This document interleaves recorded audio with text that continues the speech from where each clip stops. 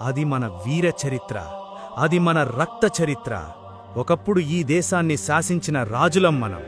మన కాళ్ల కింద సామ్రాజ్యాలు తలవంచాయి. మన కంఠం విప్పితే ఢిల్లీ పీఠం వణికింది.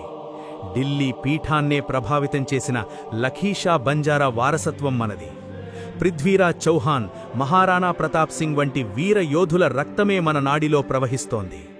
రాజస్థాన్ మట్టిలో పుట్టి వేలాది ఆవులతో చలన సామ్రాజ్యాలను నడిపించిన గమనశీలులం మనం. ఉప్పు, ధాన్యాన్ని దేశమంతటా సరఫరా చేస్తూ ఈ దేశపు ఆర్థిక రవాణా వ్యవస్థకు రాజుల్లా బ్రతికాము. మన తాండాలే మన రాజ్యాలు, మన నాయకులే మన రాజులు. కానీ కాలం వంచింది. బ్రిటిష్ వారి రాకతో మన వెలుగుల ప్రస్థానం మీద చీకటి మేఘాలు కమ్ముకున్నాయి. అడవిని, ప్రకృతిని ప్రేమించే మనల్ని బ్రిటిషర్లు నేరస్థులుగా ముద్రవేశారు.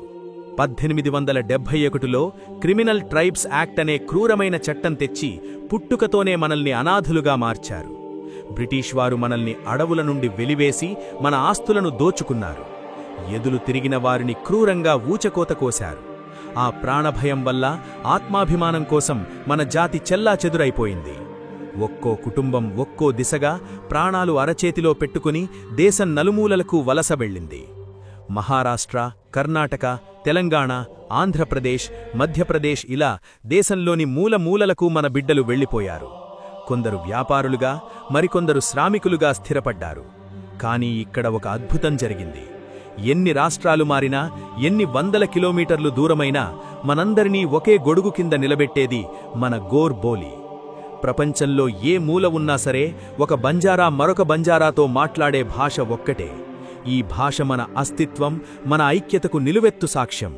కానీ ఆనాడు అడవి నుండి వెలివేయబడి వ్యాపారాలు కోల్పోయి మన సోదరులు బాట తప్పినప్పుడు ఆ జగదంబమాత కన్నీటి నుండి పుట్టిన కాంతి రేఖయే సద్గురు శ్రీ సేవాలాల్ మహారాజ్.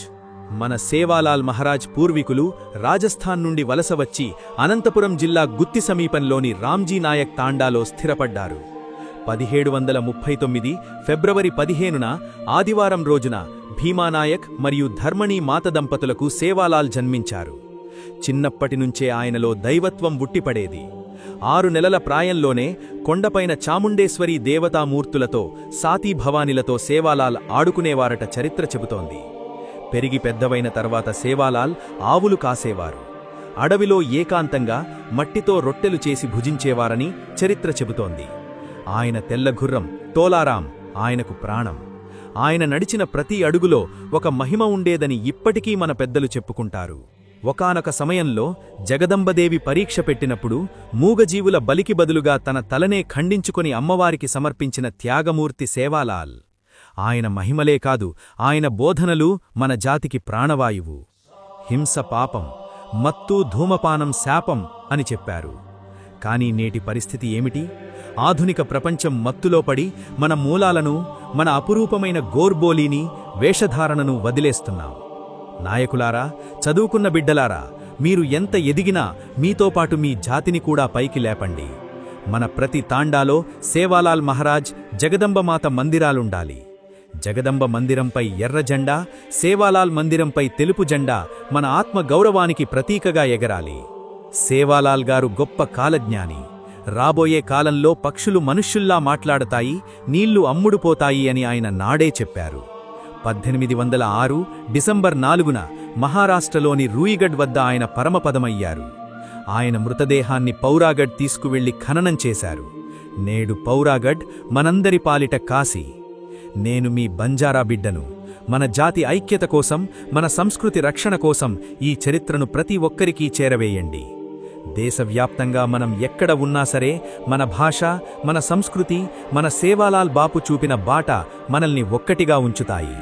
సేవాలాల్ మహారాజ్ చూపిన అహింస, సత్యం, సేవా మార్గంలో నడవడమే మనం ఆయనకిచ్చే అసలైన నివాళి. జై సేవాలాల్, జై జగదంబ. ఈ వీడియోను మన ప్రతి తాండాకు చేరేలా షేర్ చెయ్యండి.